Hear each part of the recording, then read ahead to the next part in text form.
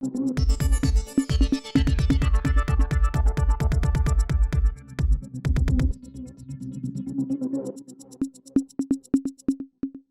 Focus Tamil நேயர்களுக்கு வணக்கம். இன்று நம்மோடு நேர்காணலில் இருந்திருக்கக்கூடியவர் நமது செய்தி ஆசிரியர் திரு அன்பழகன் அவர்கள். வணக்கம் சார். வணக்கம் சார். என்ன ஆச்சு சார்? திடீர்னு ஒரு முக்கியமான சம்பவம் நடந்திருக்கு அப்படிங்கிற மாதிரி இந்த நேர்காணலை வந்து நீங்க ஏற்பாடு பண்ணிருக்கீங்க. என்ன ஆச்சு, என்ன பேசணும்? வெட்கி தலை குனிய வேண்டிய விஷயம், தமிழக மக்கள் நம்ம வெட்கி தலை குனிய வேண்டிய விஷயம் அப்படிங்கிற மாதிரி ஒரு ஏற்கனவே ரீசெண்டாக ஒரு சப்ஜெக்ட் நடந்துச்சு திருநெல்வேலியில். நம்ம அந்த கவின்னு சொல்லிட்டு ஐடி ஊழியர் ஆணவ படுகொலை செய்யப்பட்ட ஒரு மோசமான ஒரு சம்பவம் நடந்துச்சு. நல்ல சம்பாதிக்கக்கூடிய நபர் அவர், நல்ல செட்டிலான ஃபேமிலி அவர். பட் வந்து வேறு சமூகத்தை தங்களை விட, அதாவது ஒரு தங்களை உயர்ந்த சாதியாக கருதி கொள்பவர்கள் அந்த மத்தியிலேருந்து ஒரு பொண்ணை அவர் காதலிச்சார் அப்படிங்கிறதுக்காக அவர் வந்து இந்த சுர்ஜித் அப்படின்ற அந்த காதலிச்ச அந்த பெண்ணுடைய தம்பியால் வந்து கொலை செய்யப்பட்டார் அப்படிங்கிறது நம்ம பார்த்த ஒரு மோசமான இன்சிடென்ட். அந்த பிரச்சனைக்கு நம்ம இன்னும் தீர்வு நோக்கி நம்ம நகரில் பெரிய பிரச்சனை அது வந்து போயிட்டு இருந்துச்சு. அந்த விஷயம் போயிட்டு இருந்துச்சு. கேஸ் வந்து சிபிசிஐடி விசாரிக்கிறாங்க, போயிட்டுருக்கு அப்படிங்கிறதெல்லாம் பார்க்குறோம். இப்போ இன்றைக்கு தினம் பார்த்தீங்கன்னா கூட வந்து சிபிஎம்முடைய திரு பே மணியரசன், சிபிஎம்மோட மாநில செயலாளர், அவர் உள்ளிட்ட மற்ற திமுக கூட்டணிகளுடைய கட்சி தலைவர்கள்லாம் ஸ்டாலின் சந்திச்சிருக்காங்க. எதற்காக அப்படின்னா ஆணவ கொலை தடுக்க தனிச்சட்டம் இயற்றணும் அப்படின்னு பேசிகிட்டு இருக்காங்க. அநேகமாக வரக்கூடிய இந்த சட்டப்பேரவை கூட்டத்தொடரில் வந்து அதுக்காக தனிச்சட்டம் இயற்றப்படும் அப்படின்ற மாதிரி எதிர்பார்க்கிறோம். அந்த விஷயம் வருதுன்னு சொல்லி சொல்கிறாங்க. இது ஒரு பக்கம். அந்த கவின் சப்ஜெக்ட் நம்ம தீர்வு நோக்க நம்ம நகரில் நேற்றைக்கு திருநெல்வேலி மாவட்டத்தில் இன்னொரு இன்சிடென்ட் நடந்திருக்கு, மோசமான இன்சிடென்ட். அது என்ன அப்படின்னா, பேர் வேண்டாம், நபர்கள் யாரெல்லாம் வேணாம், எல்லாருமே வந்து ஜூனியர் ஜஸ்டிஸ், எல்லாமே வந்து அந்த 18 வயசுக்கு உட்பட்ட நபர்கள். ஓகேவா? அதனால் வந்து அந்த பேரில் வேண்டாம். சம்பவம் சொல்கிறேன். மாவட்டம் திருநெல்வேலி மாவட்டம் சேரன்மாதவி, அதிகபட்சம் சேரன்மாதவிங்கிற அந்த லொக்கேஷனில் தான் சம்பவம் நடந்திருக்கு. அரசு பள்ளியில் நடந்திருக்கு ஒரு இன்சிடென்ட். 12வது படிக்கிற பசங்க, 12வது படிக்கிற ஒரு பையன், அவன் வந்து தன்னோட கிளாஸில் படிக்கக்கூடிய இன்னொரு பொண்ணுக்கிட்ட பேசியிருக்கான், பழகியிருக்கான். அந்த பொண்ணு வேற ஒரு சமூகத்தை சேர்ந்த பொண்ணாக இருக்குது, பையன் ஒடுக்கப்பட்ட சமூகத்தை சேர்ந்த பையனாக இருக்கான். இவன் பழகினது அந்த ஸ்கூலில் படிக்கக்கூடிய 10வது படிக்கக்கூடிய அந்த பொண்ணோட தம்பிக்கு பிடிக்கல. நம்ம அக்கா கிட்ட வேற ஒரு சமூகத்தை சேர்ந்த வந்து பேசுகிறான் அப்படின்றது பிடிக்கல. டேய், இந்த மாதிரி வேலையெல்லாம் வச்சுக்காத, என் அக்கா கிட்ட என் பழகாத அப்படின்னு சொல்லியிருக்கான். அவன் சின்ன பையன் அதை வந்து கண்டுக்காம அவன் கிளாஸில் படிக்கிற சகத்தோழியும் அவன் பழகிட்டு தான் இருக்கான். இப்படி பழகிட்டே இருந்தான் அப்படிங்கிறதுக்காக அவனோட வீட்டுக்கு போயிட்டு இவன் பசங்க 4 பசங்களை கூட்டிகிட்டு போயிட்டு அவனை வர சொல்லி தனியாக கூட்டு போய் அருவாள் எடுத்து வெட்டியிருக்கான். உயிர் பொழைச்சிட்டாங்க. சாகலை, உயிர் பொழைச்சிட்டாங்க.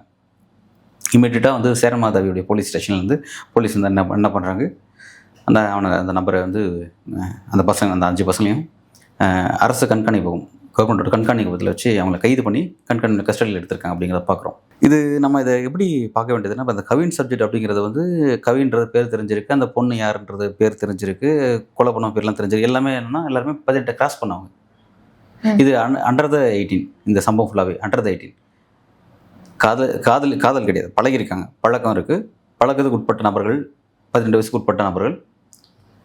அந்த பழக்கம் பிடிக்கலன்னு சொல்லிட்டு அந்த கிரைம் ஆக்டிவிட்டியில் ஈடுபட்ட அந்த பையன், சம்மந்தப்பட்ட அந்த பொண்ணோட பையன், அவனும் வந்து 18 வயசுக்கு உட்பட்ட ஒரு பையன், 10வது படிக்கிற பையன், 15 வயசுன்னு கணக்கு வச்சுக்கோங்க. அவன் ஃப்ரெண்ட்ஸோட போய் அடிச்சிருக்கான். அவன் ஃப்ரெண்ட்ஸுக்கு எவ்வளோ வச்ச வயசு இருக்குன்னு கணக்கு பார்த்துக்கோங்க. இது எல்லாமே வந்து 18க்கு கீழே நடந்திருக்க ஒரு முக்கியமான விஷயம்.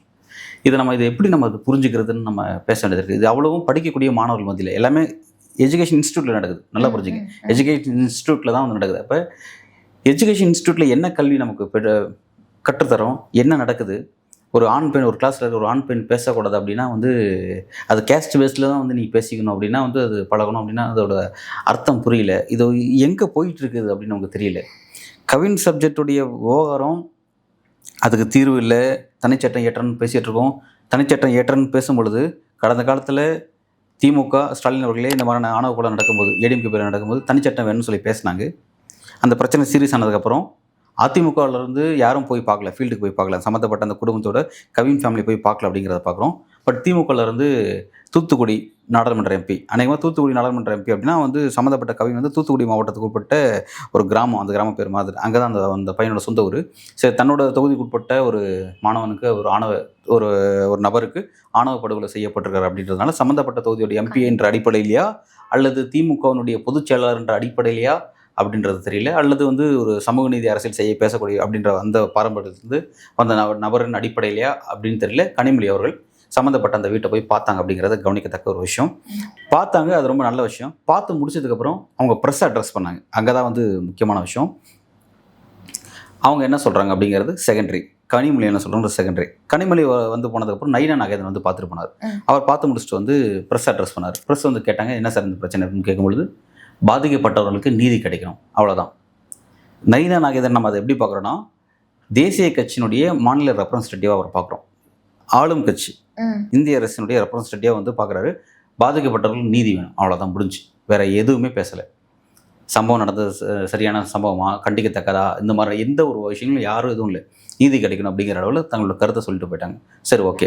இன்னொரு விஷயம் சொன்னாங்க. என்ன தெரியும் சொன்னாங்க, மாநில அரசு அதுக்கு வந்து உரிய சட்டம் ஏற்றணும், தனிச்சட்டம் ஏற்றணும்னு சொல்லிட்டு நயினா நாகேந்திரன் வந்து குறிப்பிட்டு பேசுறாரு. சரி, நயினார் மட்டும் இல்ல, ஸ்டாலின் அவர்களும் என்ன சொல்றாருன்னா தேசிய அளவுல சட்டம் ஏற்றணுங்கிற. அதை தான் நான் சொல்ல வரேன். ஃபர்ஸ்ட் வந்து நயினா நாகேந்திரன் இந்த ஸ்டேட்மெண்ட் சொன்னாங்களா, கனிமொழி அவர்கள் சொல்றாங்க. கனிமொழி அவர் பார்த்தாங்களே, அவங்க ப்ரெஸ் அட்ரஸ் பண்ண பற்றி நான் சொல்லலை.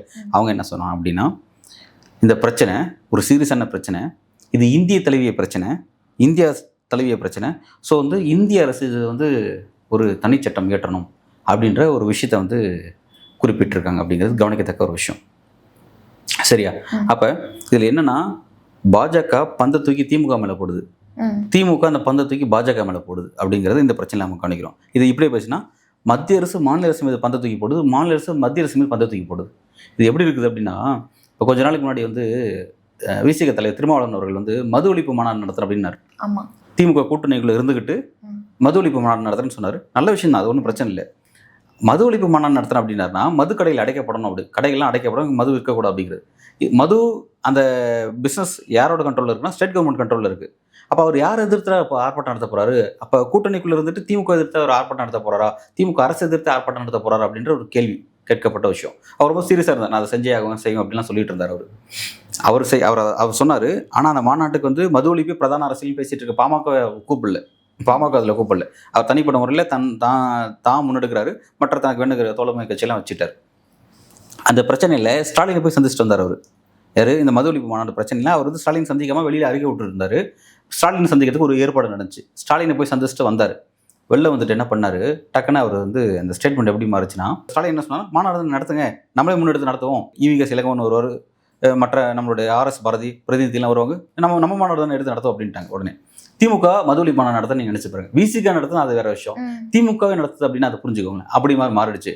ஆனால் வெளியில் வந்து திரும்ப என்ன சொன்னார்னா, அவங்க கூப்பிடவே இல்லை, இவங்களே வரன்ட்டாங்க அப்படின்ட்டு டக்குன்னு ஒரு ஃப்ளோவில் சொல்லிட்டார். திமுக வந்து நான் கூட வரன்ற மாதிரி அதை விஷயத்த சொல்லிட்டார். சொல்லிட்டு அடுத்து அதை எப்படி ஒன்று மாறிச்சு, மது ஒழிப்புங்கிற பிரச்சனைங்கிறது தேசிய பிரச்சனை, இந்திய தழுவிய பிரச்சனை. இந்தியாவில் வந்து இந்திய அரசு அதுக்கான தனி சட்டம் ஏற்றணும், மது ஒழிப்பு அப்படிங்கிறது இந்திய அளவில் கொள்கை ஏற்றப்படணும் அப்படின்ட்டாங்க. இப்போ குஜராத்தில் மது ஒழிப்புங்கிறது இருக்குது, அஃபிஷியலாக இருக்குது. அன்அஃபிஷியலாக சரக்கு அங்கே கிடைக்கும். கள்ளச்சாரம் எல்லா இடங்களும் அதிகமாக, எல்லா ஸ்டேட்டை தாண்டி குஜராத் அதிகமாக ஓடுதுங்கிறது தெரிஞ்ச விஷயம். ஆனால் இது இந்திய அளவில் ஒரு அரசு ஒவ்வொரு பீகாரில் கூட இது இருக்குது. சரிங்களா? மாநில அரசு அதில் என்ன முடிவு எடுக்குங்கிற கேள்வி கிடையாது, இந்திய அரசு என்ன முடிவு எடுக்குங்கிற கேள்விங்க தான் சப்ஜெக்ட் மாறிச்சு. இப்போ அதே மாதிரி தான் இந்த ஆணவ கொலை விவகாரம் அப்படிங்கிறதும் கனிமொழி ஸ்டேட்மெண்ட் என்னன்னா, இதை தூக்கி அங்கே போடுறாங்க, நயினா நாகேந்திரன் ஸ்டேட்மெண்ட் தூக்கி இங்கே போகிறேன் அப்படிங்கிற மாதிரி மாறிச்சு. சரியா? இப்போ தனிச்சட்டம் இன்னி வரைக்கும் ஏற்றப்படல அப்படிங்கிறது தான் யதார்த்தமான ஒரு விஷயம். சார், ஆணவ படுகொலைகள் அப்படிங்கிறது தீவிரமான பிரச்சனை தமிழ்நாட்டில் இருக்கு. இந்த பிரச்சனைகளை இங்க இருக்கக்கூடிய பிரதான கட்சிகள் எப்படி செயல்படுறாங்க, அதை எப்படி ஹேண்டில் பண்றாங்க? பிரதான கட்சிகள் அப்படின்னு பார்க்கும்போது திமுக பிரதான கட்சி. திமுக வந்து பெரிய லெவலில் வந்து ரியாக்ட் பண்ணல. கனிமொழி போனாங்க, அது தனிப்பட்ட அவங்க தன்னோட தொகுதி சார்ந்த ஒரு நபருக்கு அப்படி நடச்சா போனாங்களான்னு தெரியல, இல்லை ஒட்டுமொத்த திமுக ரெப்ரசன்ட் பண்ணுற மாதிரி போனாங்களான்றது தெரியல. போனாங்க. ஸ்டாலின் அவர்கள் அமைதியாக இருந்தார். ஒரு வாரத்துக்கு அப்புறம் வந்து தூத்துக்குடியில் ஒரு இனாகிரேஷன் ஃபங்க்ஷனுக்காக போகிறாரு. நம்மளோட எலக்ட்ரிக் கார்ஸ் வந்து இனாகிரேஷன் ஃபங்க்ஷன், அதுக்காக போகிறாரு. போகும்போது அப்போ அங்கே ஃபோன் பண்ணி இந்த மாதிரி பேசுகிறாரு. அவர் வந்து கிட்டத்தட்ட ஒரு வாரத்துக்கு மேலே அவர் அந்த சப்ஜெக்டில் பேசவே கிடையாது. பத்திரிகையிலிருந்து பத்திரிகைகள் சோஷியல் ஆக்டிவிட்டீஸில் வந்து பல பேர் வந்து திமுக அரசு நோக்கி பல கேள்விகள் காட்டமாக இருப்பாங்க. அஜித் விஷயத்துக்கு பேசுகிறேன், ஸ்டாலின் ஏன் வந்து இந்த விஷயத்துக்கு வாய் திறக்கவே இல்லை அப்படின்னு கேட்டாங்க. உதயநிதி ஸ்டாலின் துணை முதல்வர் ஏன் போவே இல்லை? ஸ்டாலினுக்கு உடம்பு சரியில்லை, அவர் ஹாஸ்பிட்டல் இருந்தார், அதனால் போக முடியல. சரி, ரைட், ஓகே. டெபுட்டி சிஎம் என்ன பண்ணுறாரு? இதுக்கு தான் டெபுட்டி சிஎம் போக வேண்டியதுன்னு அவர் அப்படின்ற மாதிரி. அவர் எங்கே போனாலும் தெரியல. சமீப நாட்களில் வந்து அவரோட ஆக்டிவிட்டிஸ் குறைவாக இருக்குது. அது வேறு பாலிடிக்ஸ். விஜய், அதாவது அவரை பிரதானப்படுத்தும் போது விஜய் எங்கே ஸ்கோர் பண்ணுறாரு அப்படிங்கிறதுனால வந்து அவரை கொஞ்சம் குறைச்சிருக்காங்க அப்படிங்கிற மாதிரி சொல்கிறாங்க. அது வேறு விஷயம் விட்டுருங்க. ஆனால் ஃபீல்டுக்கு வந்து டெபுட்டி சிஎம் போல் சிஎம் வந்து ஒரு வாரத்துக்கு அப்புறம் அவர் ஹாஸ்பிட்டலில் இருந்து லுங்கியோட உட்காந்துக்கிட்டு பல கோப்புகளை கையெழுத்து போகிற மாதிரியும் மக்கள்கிட்ட பிரச்சனை இது பண்ணுற மாதிரியும் அந்த மாதிரியான சில இந்த வீடியோலாம் எடுத்து ஒரு அரசியல் செஞ்சாங்கலாம் பார்த்தோம். அந்தளவுக்கு வந்து, அதாவது இந்தளவுக்கு மக்களை பற்றி திங்க் பண்ணுறாரு அப்படிங்கிற மாதிரி அவர் காட்டப்பட்டுச்சு விஷயம் அதெல்லாம். ஆனால் அதே நேரத்தில் இந்த சப்ஜெக்ட் இருந்துச்சு, கவின் சப்ஜெக்ட். அப்போ அதெல்லாம் காட்டப்படல, இந்த மாதிரி எதுவும் காட்டப்படல. தூத்துக்குடி வந்ததுக்கப்புறம் வந்து ஃபோனில் பேசினார். சரி, ஓகே, பேசினார். அவராவது அதை செஞ்சார். எதிர்க்கட்சி தலைவர் ஒருத்தர் இருக்கார். அவர் எங்கே இருக்காங்கன்னு தேடி இருக்கீங்களா? அவர் எதுவுமே கிடைக்கவே மாட்டார். நீங்கள் தேடி பதில் கிடைக்கவே மாட்டார் அவர். அவர் இப்போ தான் வந்து விழிச்சுக்கிட்டு ஒரு சுந்தர டிராவல்ஸ் மாதிரி ஒரு பஸ் எடுத்துக்கிட்டு தமிழ்நாடு ஃபுல்லாக வந்து மக்களை காப்போம், தமிழகத்தை மீட்போம் அப்படின்ற மாதிரி ஒரு ஒரு பிரச்சனத்தை அப்படியே ஆரம்பித்து போயிட்டுருக்காரு. சம்பவம் நடந்தது திருநெல்வேலி ஆணவ படுகொலை நடக்குது. திருநெல்வேலியில் தான் பக்கத்தில் நைனா நாகேந்திரனோட அவர் வீட்டில் வந்து பெரிய விருந்து இருக்குது. விருந்தில் கலந்துக்கிறாரு. நல்லா விருந்து என்ஜாய் பண்ணுறாரு. அந்த சம்பவம் நடந்த பிரச்சனை இல்லை. ஒரு ஒரு ஒரு துக்க வீடு நினச்சா ஃபஸ்ட் துக்க வீட்டில் போய் நம்ம துக்கம் விசாரிச்சா நம்ம எல்லா வேலையும் பார்ப்போம். ஒரு கட்டரசிக்காக போய் இப்போ கூட பார்க்காத தலைவர்லாம் அவர்லாம் தலைவர் அப்படின்ற மாதிரி வந்து கேட்குறோம். இதுதான் அதிமுக. இது எதுக்கு சொல்கிறோன்னா, இது வந்து ஒரு ஒரு ஒரு நபருங்கிறது அது வந்து ஒரு ஒரு குறியீடு. அதிமுக இப்படி தான், திமுக அது இப்படி தான் அப்படின்ற மாதிரி. பிரதான கட்சியில் இவங்க தான். இவங்களோட நிலைப்பாடு இந்த மாதிரியான சப்ஜெக்டில் வாக்கு அரசியலை மனசில் வச்சுட்டு அவங்களோட ஆக்டிவிட்டி அதிமுக கிட்ட சுத்தமாக இல்லை. திமுக கிட்ட ரொம்ப நெருக்கடியின் காரணமாக நெருக்கடி தாங்க முடியாமல் அவங்க அந்த இடத்துக்கு வந்திருக்காங்க அப்படிங்கிறத நான் பார்க்குறேன். மற்ற கட்சிகள் பேசுவோமே. இப்போ வந்து மற்ற கூட்டணி கட்சிகள் சிபிஎம் பேசுகிறாங்க, சிபிஎம் சிபிஐ பேசுகிறாங்க. சிபிஐ கூட பெருசாக பேசுகிறாங்கன்னு தெரியல. சிபிஎம் கொஞ்சம் ஆக்டிவாக இருக்காங்க, இந்த சப்ஜெக்டில் ஆக்டிவாக இருக்காங்க. குறிப்பாக தற்போது வந்து மாநில செயலாளராக இருக்கக்கூடிய பே சண்முகம் அவர்கள் வந்து அவர் அப்போவே அந்த பிரச்சனை போய் பேசினார். தனிச்சட்டம் இயற்றப்படும் சொல்லி சொன்னார். இன்றைக்கு வந்து முதல்வர் ஸ்டாலினை சந்தித்து வரக்கூடிய சட்டமன்ற கூட்டத்தொடரில் அதுக்காக தனிச்சட்டம் இயற்றப்படும்ன்ற ஒரு வலுவான ஒரு கோரிக்கை முன் வச்சிருக்காங்கிறத பார்க்குறோம். திருமாவளவன் அவர்களும் சொன்னார். அவரும் ஃபீல்டுக்கு போய் பார்த்தார். எனக்கு தெரிஞ்சு என்னன்னா, திருமாவளவன் அவர்கள் வந்து தேர்தல் அரசியலுக்கு வராமல் இருந்தார்னா அவர் வந்து இந்த வெகுமக்கள் அரசியலில் ஈடுபடாமல் வந்து ஒரு இயக்க சார்ந்த அரசியல், ஒரு ஒரு தனிப்பட்ட ஒரு கொள்கை சார்ந்த அரசியல் செஞ்சுட்டு இருந்தார்னா இந்த மாதிரியான பிரச்சனையில் அவர் இன்னும் ஃப்ரண்ட் லைனில் நின்றுப்பார், ரொம்ப ஆக்டிவாக இருந்துப்பார் நான் பார்க்குறேன். அவர் தலித் தலைவர் பிராண்ட் விழுந்துருச்சு, அவ்வளோதான். அவர் என்னதான் பண்ணாலும் அவர் வந்து இங்கே மக்கள் வந்து அவர் வேறு மாதிரி பார்வையில் பார்ப்பாங்கன்ற மாதிரி அவர் தெரியல. அது அவரும் கூட ஒத்துக்கிறார். ஏன்னா அவர் சொல்லியிருக்காரு, முதல்வர் ஆகும்னு நினச்சி நான் இந்த இடத்துக்கு வரல அப்படின்றது சொல்லியிருக்கிறார். ஓகே. ஆனால் அவர் அந்த ஃபீல்டுக்கு போய் பார்த்தாரு, செஞ்சார். இந்த மாதிரி எந்த பிரச்சனை நடந்தாலும் அவர் ஃபீல்டுக்கு போகக்கூடிய நபராக தான் இருக்கார். ஓகே. பட் அவர் என்னென்னா எலக்ட்ரல் பாலிட்டிக்ஸில் இருக்கிறனால அவரால் அரசியல் செய்ய முடியல அப்படிங்கிறத நான் பார்க்குறேன். மற்ற அந்த பகுதிக்கே உண்டான ஒடுக்கப்பட்ட சமூகத்தின் தலைவராக இருக்கக்கூடிய புதிய தமிழக கட்சியின் தலைவர் திரு கிருஷ்ணசாமியாக இருக்கட்டும், அல்லது தமிழக மக்கள் முன்னேற்ற கழகத்தினுடைய தலைவர் திரு ஜான் பாண்டியனாக இருக்கட்டும், இவங்களாம் அந்த சமூகத்தை சேர்ந்த தலைவர்கள் தான். அந்த மக்களுக்கான தலைவர்கள்னு சொல்லி அறியப்படக்கூடிய தலைவர்கள். ஆனால் அவங்களோட ஆக்டிவிட்டிலாம் பார்த்தீங்கன்னா ரொம்ப ஜீரோ அப்படின்ற மாதிரி தான் இருக்குது. ஆனால் அதில் இந்த கிருஷ்ணசாமி என்ன சொல்கிறார் அப்படின்னா, ஒரு குறிப்பிட்ட பகுதியில் ஒரு குறிப்பிட்ட இடைநிலை சாதி அதிகமாக இருக்குன்னா அந்த சாதி சமூகத்தை சேர்ந்த ஒரு நபரை அங்கே இருக்கக்கூடிய காவல்துறையினுடைய அதிகாரிகளை நியமிக்காதீங்க. அது வந்து அந்த ஒடுக்கப்பட்ட மக்களுக்கு பெரிய பிரச்சனையாக போய் முடியுதுன்னு சொல்லி சொன்னார். பட் அதெல்லாம் வந்து நடைமுறையில் பின்பற்றப்படலன்னு பார்க்குறோம். வந்து இப்படி தான் வந்து இவங்க எல்லாம் கையாளுறாங்க. ரெண்டாவது, முற்போக்கு இயக்கங்கள் பாருங்கள். நீங்கள் பிரதான கட்சி தான் கேட்டீங்க. பிரதான கட்சி இவங்கெல்லாம் விட்டுருங்களேன். அடுத்து வந்து தேர்தலில் ஈடுபடுற எல்லா கட்சியோட அதிகபட்ச ரியாக்ஷன்ஸ் இந்த அளவு தான் இருக்குது. முற்போக்கு இயக்கங்கள், திராவிடர் கழகம், திராவிட விடுதலை கழகம், தந்தை பெரியார் திராவிட கழகம், இந்த மாதிரி பெரியார் பேரில் செயல்படக்கூடிய சில அமைப்புகள், கட்சிகள், அந்த தத்துவத்தில் இயங்கக்கூடிய இயக்கங்கள், அவங்களோட ஆக்டிவிட்டிலாம் பார்த்தீங்கன்னா தேட வேண்டியதாக இருக்குது.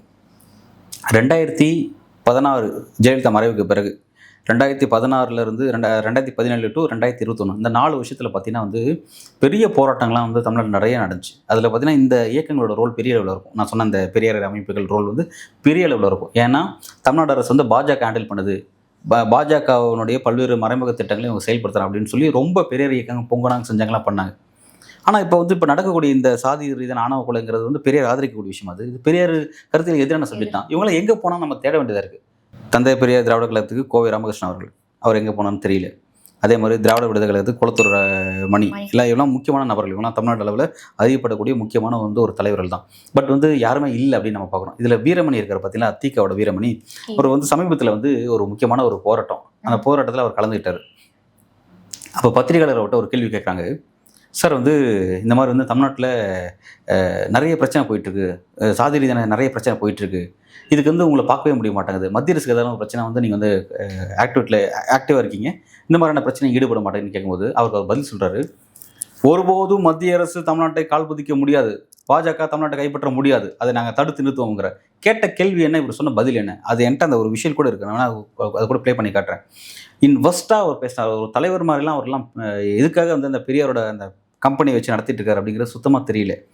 பாஜக எதிர்க்கணும், பாஜக எதிர்ப்பான அரசியல், மதவாத அரசியல்னா ஃப்ரண்ட்டில் வந்து நிற்பாங்க, அப்படியே புத்தகம்லாம் எழுதி தள்ளுவாங்க, நோட்டீஸை கட்டுரைகளை எழுதி தள்ளுவாங்க, அப்படியே பார்த்தீங்கன்னா அது வந்து ஆகச்சிறந்த அறிவு களஞ்சியமாக இருப்பாங்க. ஆனால் சாதி ரீதியான ஆணவ படுகொலை நடக்குது, சாதி ரீதியான ஒடுக்கப்பட்ட மக்களுக்கு அவ்வளோ பிரச்சனை எதிர்கொள்கிறாங்க அப்படின்னா அது வந்து இங்கே வந்து அதோட பெரிய அதில் அவங்களோட ஜீரோ, அவங்களோட ஆக்டிவிட்டி ஜீரோ, அதனால் வந்து இந்த ஒடுக்கப்பட்ட மக்கள் சந்திக்கக்கூடிய பிரச்சனைகள் ஏராளமாக இருக்குது அப்படிங்கிறத நம்ம அதோடைய சீரியஸ் தன்மை பேச வேண்டியதாக இருக்குது அப்படிங்கிறத நான் பேசிட்டு சார் தான் சார் பெயரளவில் முற்போக்கு இயக்கங்கள் முற்போக்கு கட்சிகள் அப்படிங்கிற மாதிரி சொல்லியிருக்கிறாங்க. ஆனால் வந்துட்டு பாஜகவுக்கு எதிராக எடுக்கிற மாதிரி இதுக்கான எந்த ஒரு ஸ்டெப்பும் எடுக்காததுக்கான காரணம் என்ன சார்? அதாவது பாஜக வந்துடும், மதவாத சக்தி இங்கே உள்ள வந்துடும், அந்த மாதிரியான விஷயத்தை தடுக்கிறதுக்காக பார்த்தீங்கன்னா வந்து சமூக நீதி மண் அப்படின்னு சொல்லுவாங்க. ஏன்னா சமூக நீதிக்கும் பாஜக சம்மந்தம் இல்லை, அவங்க சமூக அநீதியை தான் பேசுவாங்க. அப்போ வந்து சமூக நீதி மண் பேசுவாங்க, பெரியார் மண்ணுன்னு சொல்லிட்டு கிளைம் பண்ணுவாங்க, சோஷியல் ஜஸ்டிஸ்ம்பாங்க, அப்புறம் வந்து இன்னும் நிறைய திராவிட மாடல் அரசும்பாங்க, திராவிடன் ஸ்டாக்கு, திராவிட நிலம் இது அப்படின்னு நிறைய டேக்ஸ் யூஸ் பண்ணுவாங்க. எல்லாமே பெரியாருடைய அவருடைய ஐடியாலஜி தான் உருவானது, டோன் தான் அந்த அவ்வளோ இந்த டேக்ஸ் எல்லாமே அப்போ உருவானதான். அதை எடுத்து உங்களுக்கு ஒரு கேடயமாக பயன்படுத்துகிறாங்க. அந்த கேடயம் எதுக்குன்னா பாஜக இங்கே உள்ள வரும்போது பாஜக வெளியேற்றுறதுக்கும் பாஜக அப்போஸ் பண்ணுறதுக்கும் அது வந்து ஒரு நல்ல வந்து என்ன சொல்கிறது ஒரு கேடைய மாதிரி. அந்த கேடயத்தை வந்து கரெக்டாக அவங்களுக்கு எதிராக பயன்படுத்தி அவங்களை வந்து தனிமைப்படுத்துவாங்க. நீங்கள் உள்ள வர இது எங்கள் மண் அப்படின்னு மாதிரி சொல்லுவாங்க. ஆனால் இதுக்குள்ள இந்த மண்ணுக்குள்ள யாரு இந்த டோன் பேசுறாங்களா, திராவிட அரசு திராவிட மாடல் பேசக்கூடிய இந்த அரசு இருக்குல்ல, இந்த கவர்மெண்ட் இருக்குல்ல, இதுக்குள்ள இந்த நிலத்துக்குள்ள ஒடுக்கப்பட்ட மக்களுக்கு ஒரு பிரச்சனை நடக்குது. அந்த பிரச்சனை இது இந்த கான்ஃபிளிக்ட்லாம் இது நிலத்துக்குள்ளே நடக்கும், இதுக்கும் பாஜக சம்மந்தம் கிடையாது. இதுக்குள்ளே ஒரு பிரச்சனை நடக்கும்போது பார்த்தீங்கன்னா இந்த அரசு இருக்கு இவங்களும் அமைதியாக இருப்பாங்க. இப்போ என்னன்னா இந்த ஒடுக்கப்பட்ட சமூகம் இருக்காங்களே, இந்த ஒடுக்கப்பட்ட சமூகத்தினுடைய பிரச்சனையை பேசுகிற மாதிரினா அறியப்படக்கூடிய தலைவர் யாருமே இல்லை. அது இருந்ததுன்னா அவங்க எப்படி பண்ணுவாங்கன்னா, நீங்கள் எப்படி பாஜக அது எதிர்க்கிறீங்க, தமிழ்நாட்டோட எல்லையில் இருந்துட்டு வெளியில் டெல்லி பாஜக உள்ள வரும்போது நீங்கள் எதிர்க்கிறீங்களே, அந்த அரசியலை உங்களுக்கு எதிராக இவங்க செய்வாங்க. யார் ஒடுக்கப்பட்ட சமூகம் செய்வாங்க. அதாவது இதோடைய இந்த ஆரிஜின் பேசணும், இதோட வழித்தோன்றல் நம்ம பேசணும் அப்படின்னா, நீதி கட்சியிலிருந்து வந்து உருவான திராவிட கழகம், திராவிட இயக்கங்கள், திராவிட இயக்கத்தில் உருவான திமுக அப்படின்னு இது இப்படி வரும்பொழுது நீதி கட்சி எப்படி உருவாச்சுன்னா வந்து பிராமண எதிர்ப்பு தான் வந்து அதோட கோர் அரசியல். பிராமண எதிர்ப்புங்கிறது உருவான அந்த அரசியல் அதை தீக்க எடுத்துக்கிச்சு, தீக்க தான் ஃப்ரண்ட்ல இருந்து செஞ்சு, அப்புறம் தீக்கலாம் திமுக வந்துச்சு, அவங்க அந்த பாலிட்டிக்ஸ் கரெக்டாக எடுத்துட்டாங்க. அது எடுத்துட்டு அது என்னன்னா அந்த சமூக நீதி அதெல்லாம் கரெக்டு தான். அந்த சமூக நீதி யாருக்கு எதிரானா பிராமணிட்ட இருக்கும்போது அது சமூக அநீதியாக இருந்துச்சு, அது எங்களுக்கும் வேணும்னு பேசுவோம், சமூக நீதின்ற டோன் வந்துச்சு. அப்போ பிராமணனை தனிமைப்படுத்திட்டு அதிகாரம் நாங்கள் எடுத்துக்கிறோம் அப்படின்ற இடத்துக்கு அவங்க வந்தாங்க. எடுத்துக்கிட்டு அதை அவங்ககிட்ட வச்சுட்டாங்க. அதுக்கப்புறம் அடுத்த கேட்டகரிக்கு அது போக விடலை. இடைநிலை சாதியில் அது நின்றுச்சு. ஒடுக்கப்பட்ட சமூகமாக இருக்கக்கூடிய பறைய சமூகத்துக்கோ பல்லர் சமூகத்துக்கோ மற்ற அருந்தறி சமூகத்துக்கோ அந்த அதிகார டிரான்ஸ்ஃபர்மேஷன் நடக்கல. இங்கே அது அப்படியே ஒரு கட்டத்தில் அப்படியே நின்றுச்சு. அது நின்னதோடைய இந்த விளைவு தான் இன்னைக்கு நம்ம அந்த பிரச்சனையை பார்த்துட்டு இருக்கோம். நான் பாஜக எதிர்க்கிறதுக்கு நீங்கள் பெரியார் விஷயங்கள் எல்லாத்தையும் நீங்கள் பேசி நீங்கள் ஒரு கிடையமா நிற்கிறீங்க. அதே விஷயத்த நீங்கள் ஏன்னா எங்களுக்கு செய்கிறீங்க அப்படின்னு சொல்லி இந்த ஒடுக்கப்பட்ட மக்கள் கேட்குறாங்க. அவங்க கேட்குற குரல் தான் வெளியே தெரியல. கவின் கொலை நடந்தது அப்படிங்கிறது சாதாரண விஷயம் கிடையாது, ரொம்ப மோசமான விஷயம் நடக்குது. அதுக்கு ஆளும் அரசுகிட்ட இருந்து பெரிய ரியாக்ஷன் இல்லை, எதிர்க்கட்சி இல்லவே இல்லை. சரியா? மற்ற முற்போக்கு அமைப்புகள் யாருமே காணோம். சரிங்களா? இவ்வளோ இருக்கும்போது இன்னொரு விஷயம் நம்ம கவனிக்கணும். இது போல் பேசுகிறோம், இங்கே என்னென்னா ஜென்ரல் மக்கள், நம்ம ஆடியன்ஸுக்குள்ள மக்கள் இருக்காங்க, அவங்க வந்து அவங்ககிட்ட ஒரு பெரிய சைலண்ட் இருக்குது.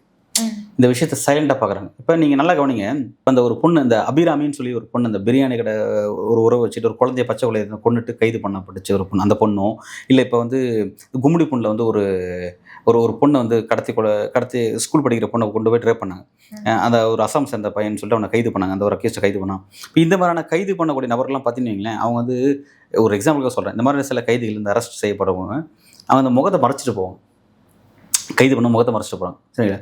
இப்போ இந்த மாதிரியான இந்த ஆக்டிவிட்டீஸில் இந்த ஆணவ கொலையில் ஈடுபடக்கூடிய அந்த நபர்கள் முகத்தை மறைக்கிற மாதிரி நான் வந்து பார்த்தது இல்லை. அவங்க வந்து கைது பண்ணால் போகிறாங்க.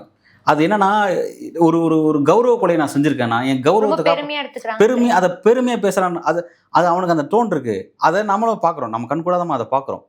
பார்த்து இது வந்து ஓகே, இது வந்து தலை குனிஞ்சு மூஞ்ச மறைச்சிக்க வேண்டிய ஒரு கொலை கிடையாது, இது அந்த மாதிரியான குற்றம் கிடையாது அப்படின்ற மாதிரியான ஒரு மெசேஜ் அவங்க வந்து இதன் மூலமாக சொல்கிறாங்களோ அப்படின்னு நமக்கு வந்து சொல்ல தோணுது. அந்த மாதிரி தான் வந்து இந்த மாதிரியான ஆணவ கொலைகள் சமுதாயத்தில் இருக்கக்கூடிய சிவில் சமூக மக்கள்கிட்ட இது வந்து ஒரு சாதாரண பிரச்சனையோ, ஏன்னா மக்கள் வந்து இந்த பிரச்சனை நடந்திருக்கு, இதை பற்றி மக்கள்கிட்ட பெரிய அளவில் மக்கள் பேசிக்கலையோ, மக்கள் அதை நோக்கி நகரலையோ அப்படின்னு ஊடகங்களுக்கு பெரிய பங்கு இருக்குது. ஊடகங்கள் பெரிய அளவில் பேசலை, இது ஊடகங்கள் பேசலை.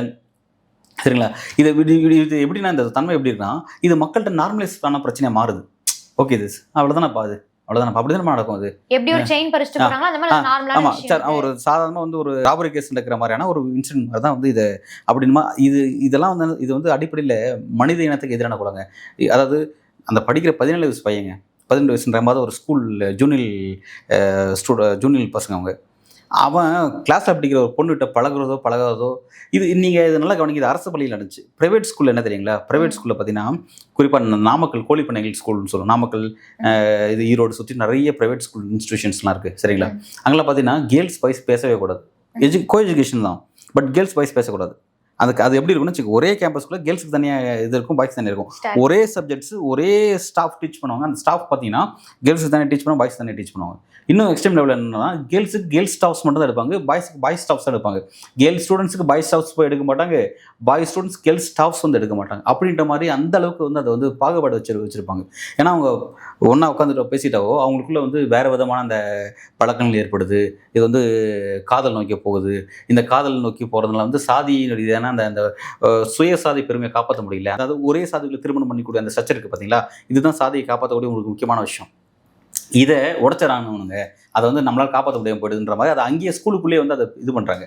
சரி, இப்போ அரசு பள்ளிக்கூடத்தில் எப்படி நடக்குதுன்னா, அரசு பள்ளிக்கூடத்தில் அந்த மாதிரி பிரச்சனை இல்லை, அரசு பள்ளிக்கூடம் வச்சு கவர்மெண்ட் நடத்தக்கூடியது. இங்கே 2 பேர் சேர்ந்து தானே படிப்பாங்க. அப்படின்னு இருக்கும்போது இங்கேயும் சேரக்கூடாதுன்னு சொல்லிட்டு கூட இருந்தே அதாவது அந்த கருத்து விதைக்கப்படுதுங்க. ஒரு 10வது படிக்கிற பையன் எவ்வளோ போய் அப்படி வந்து கொலை பண்ண போகிறான் அவன். நம்ம அக்கா அவன் கூட படிக்கிற ஃப்ரெண்ட்கிட்ட பேச இது இல்லைனாலும் உங்களுக்கு பிரச்சனை அப்படின்னு இருக்குல்ல.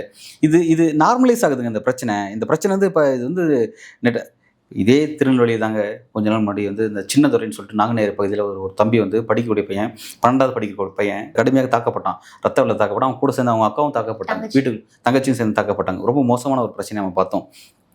அந்த பிரச்சனை தமிழ்நாட்டுலேயே பெரிய பிரச்சனையாச்சு. நடிகர் விஜய் வந்து அதை பற்றி பேசினார். அவர் போய் வீட்டில் போய் பார்த்தாரு நினைக்கிறேன். பார்த்ததுக்கப்புறம் அது இன்னும் கொஞ்சம் முக்கியத்துவம் வாய்ந்த பிரச்சனையாக மாறிச்சு. பள்ளிக்கல்வித்துறை அமைச்சர்லாம் வந்து வெளிப்படையாக பேசினார். அந்த பையனுடைய செலவு நான் ஏற்றுக்கிறேன் அப்படின்னு சொன்னார். இவர் வந்து என்னென்னா ஒரு ஒட்டுமொத்த தமிழ்நாட்டுக்கும் இவர் தான் கல்வி அமைச்சர் சரிங்களா. ஏதோ ஒரு தனிப்பட்ட ஒரு பையனுடைய கல்வி செலவு மட்டும் இவர் எப்படியே இருக்க முடியும்? அப்போ நீ என்ன என்ஜிஓவா? நீ வந்து ஏதாவது எக்ஸைஸ் என்ஜிஓ நடத்திட்டு இருக்க, நீ கவர்மெண்ட் இல்லை, நீ கவர்மெண்ட்டுடைய அமைச்சரை இவர் வந்து அவர் வந்து அப்படி பேசிட்டு இருக்காரு அப்படின்ற மாதிரி இருந்துச்சு. அந்தளவுக்கு ஒரு இது பேசினார். சரி, ஓகே, எல்லாம் பேசுனீங்க செஞ்சீங்க. அப்புறம் அந்த பையன் என்ன ஆச்சு, அதுக்கப்புறம் வந்து அந்த பிரச்சனைலாம் சரியாகி அப்புறம் வந்து அவனுக்கு ஒரு குடிசை மாற்று வாரியத்தில் ஒரு வீடு வழங்கப்பட்டுச்சு தமிழ்நாடு அரசில். அப்புறம் அங்கே போனான். கொக்கரிக்குள்ளமாக ஏதோ ஒரு கிராமம் நினைக்கிறேன், வேறு ஏரியாவுக்கு ஷிஃப்ட் ஆகிட்டாங்க. அங்கே போயிட்டு அங்கே அவன் இருந்தான். அதுக்கப்புறம் அந்த சம்பவம் நடந்து ஒரு வருஷம் நினைக்கிறேன். இது 2023 ஆகஸ்ட் மாதம் நடக்குதுன்னு நினைக்கிறேன். அதுக்கப்புறம் அவன் 12th ஸ்டடீஸ் முடிச்சு நல்ல மார்க் எடுத்தான். அவன் எடுத்து நல்ல மார்க் எடுத்து எல்லாருமே பாராட்டினாங்க. ஸ்டாலின்லேருந்து பலரும் பாராட்டினாங்க. அவ்வளோ அவன் அந்த மேடையில் விஜயோட நிகழ்ச்சியில் அவன் சொன்னான். அந்த மேடையில் நான் படிச்சு இந்த இடத்துக்கு வந்துட்டேன், என்னை வெட்டினா பார்த்தீங்களா, அவனும் இந்த மாதிரி படிச்சு வரணும்னு ஆசைப்பட்றான் அப்படின்னு சொல்லி சொன்னான் பாருங்க. அது வந்து அந்த இடத்துல அவன் வந்து அந்த சின்னதுரைங்கிறது ஒட்டுமொத்த தாண்டி எல்லாத்தையும் தான் எங்கேயோ போயிட்டான் அங்கே. அதாவது இந்த சாதி வெறிகள் மூஞ்சில் அவன் எதையோ துப்புன மாதிரி நம்ம அதை பார்க்குறோம். அவ்வளோ அழகாக அந்த விஷயத்த சொன்னான். அவங்க மேலே வெறுப்போ கோவமோ இல்லாமல். ஆனால் அவங்க வந்து படிக்கும்போது அவனை அந்தளவுக்கு மன உளைச்சல் ஆளாக்கிறாங்க. அந்த ஆதிக்க சமூகத்தை சேர்ந்தக்கூடிய அந்த ஸ்டூடெண்ட்ஸ் வந்து அவனை போட்டு அவங்க கிட்ட இருக்கிற காசை பிடிங்கிட்டு அவனை போட்டு சித்திராதை பண்ணிட்டு அவனுக்கு பெரிய ஸ்ட்ரெஸ் கொடுத்துருக்காங்க. அவ்வளோ ஸ்ட்ரெஸ் கொடுத்து அவனை கொலை பண்ணவே பார்த்தவங்க உயிர் பொழைச்சி கூட அவங்க மேலே அவனுக்கு கோவம் வரல. எவ்வளோ ஒரு மெச்சூராக ஹேண்டில் பண்ணால் பார்த்தீங்களா. அது அவங்களும் என்ன மாதிரி இந்த இடத்துக்கு வரணும்னு ஆசைப்படுறேன் அப்படின்னா பாருங்க, அந்த இது வேற லெவல். அப்படிப்பட்ட பையன் தான் அதுக்கப்புறம் ஒரு வருஷம் வரல, மறுபடியும் அவன் தாக்கப்பட்டான். மறுபடியும் கொக்கரிக்குள்ளன்ற பகுதியில் வந்து அவன் படிச்சுட்டு இருந்தான், காலேஜ் படிச்சுட்டு இருந்தான். ஸோ மொபைலில் ஏதோ சோஷியல் மீடியாவில் ஃப்ரெண்ட்ஸ் அறிமுகமானாங்க, இன்ஸ்டாவில் ஃப்ரெண்ட்ஸ் அறிமுகமானாங்க. அந்த ஃப்ரெண்ட்ஸை பார்க்கறதுக்காக ஏதோ போயிட்டு வந்து அவனை அடித்து சித்திரதை பண்ணாங்க. பட் பொழைச்சினான், எதுவும் ஆகலை, பொழைச்சினான். அப்புறம் வந்து ஆனால் அது சாதி ரீதியான வன்கொடுமை அட்ராசிட்டி கேஸுக்குள்ள அது வந்து கேஸ் ஃபைல் ஆகலை. அது வந்து ராபரி கேஸில் ஃபைல் ஆச்சு அப்படிங்கிறத பார்க்குறோம். அந்த விஷயத்தில் இது எதுக்கு சொல்கிறேன்னா, திருநெல்வேலி மாவட்டத்தில் நாங்குநேரி பகுதியில் தான் இந்த சின்னதுரைக்கு இந்த பிரச்சனை நடந்துச்சு. இதே மாதிரி திருநெல்வேலி பகுதியில் தான் கவின் சம்பவம் நடந்துச்சு. இதே திருநெல்வேலி சேரமாதேவி பகுதியில் இந்த பையன் பேர் இல்லை ஒரு ஜூனியர் கேஸ், ஒரு 18 வயசுக்கு உட்பட்ட ஒரு குழந்தை இந்த மாதிரியான அறிவால் வெட்டத்தை எதிர்கொண்டிருக்கு. உயிர் பொழைச்சிருச்சு. அந்த சம்பவத்தில் ஈடுபட்டதும் அதுவும் 18 வயசுக்கு உட்பட்ட அந்த குழந்தைங்க. அந்த குழந்தை இப்போ சிறைப்படுத்தப்பட்டிருக்கு. அரசு கண்காணிப்புகளில் அந்த குழந்தைங்க இருக்குது. இதோட சீரியஸ்னஸ் நம்ம என்ன பண்ணுறோம், நம்ம எதை எடுத்து இந்த குழந்தைங்க மத்தியில் என்ன விதைச்சிருக்கோம், இதோட சீரியஸ் தன்மை நம்ம பேச வேணவா? இவங்களுக்கு என்ன பயிற்சி? இப்போ ஸ்கூல் ஸ்டடீஸ் படிக்கிறதுல பிரச்சனை இல்லைங்க.